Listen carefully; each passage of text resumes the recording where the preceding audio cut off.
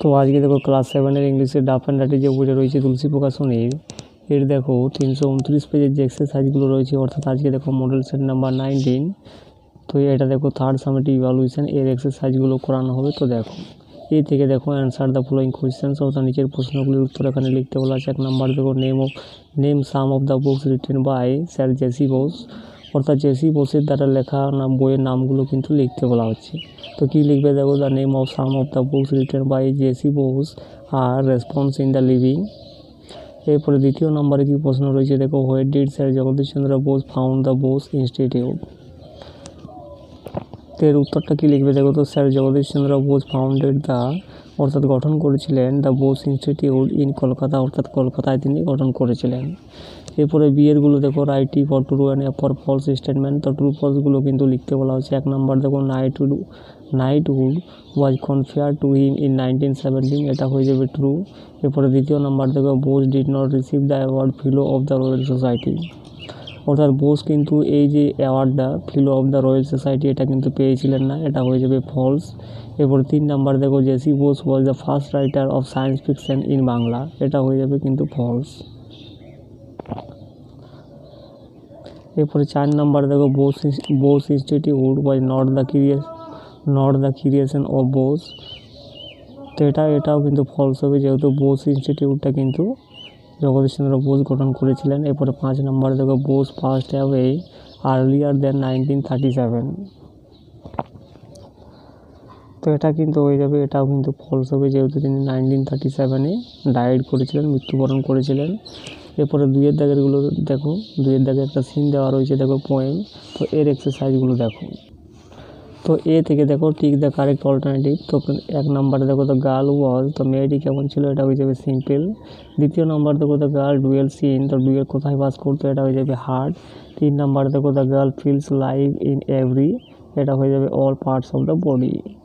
এরপরে 4 নাম্বারে কোশ্চেনটা দেওয়া রয়েছে দেখো, the girl should not know, মেয়েটি কোন জিনিসটা জানা উচিত ছিল না তার, এটা হয়ে যাবে লস অফ লাইফ।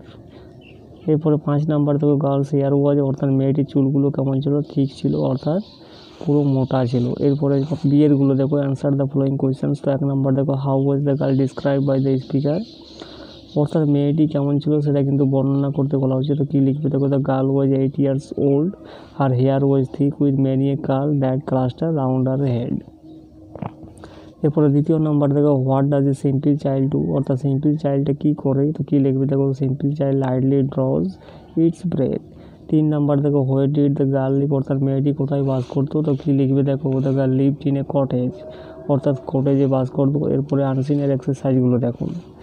এ থেকে দেখো, complete the following sentences with information from the passage, অর্থাৎ এই যে সেন্টেন্সগুলো রয়েছে এগুলোকে কিন্তু কমপ্লিট করতে বলা হচ্ছে। 1 নাম্বার দেখো, দেয়ার ওয়াজ এ পায়াস ম্যান, তো এটা হয়ে যাবে পায়াস ম্যান, এই যে লাইনটা এখানে দেওয়া রয়েছে দেখো। দ্বিতীয় নাম্বার দেখো, an angel enter into the Abu's room when he was sleeping in his room, অর্থাৎ আবু যখন ঘুমাচ্ছিলেন রুমের ভিতরে তখন কী করেছিলেন, একজন অ্যাঞ্জেল প্রবেশ করেছিলেন তার রুমের ভিতরে। এরপরে 3 নাম্বার দেখো, an angel was writing the names of, ওই অ্যাঞ্জেলটা কার নাম লিখছিল, তো কী হবে দেখো, those who love God. 4 number দেখো, Abu requested the angel to write his name as one who loves his fellow man. এরপরে 5 নাম্বারে কী লিখবে দেখো, Abu's name was at the top of the list.